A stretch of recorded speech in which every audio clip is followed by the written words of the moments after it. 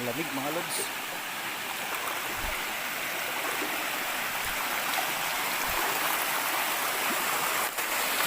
Napakalaking kahoy. Siguro mas matanda pa yan sa atin. Linumot na. Hindi ka na, hinihingal po. Napakalaking kahoy.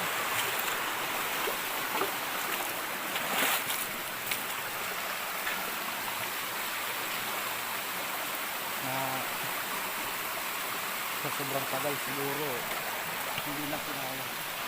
Kung sa bagay wala namang bagay na nagtatagal dito sa mundo. Kahit gaano kahabang buhay mo,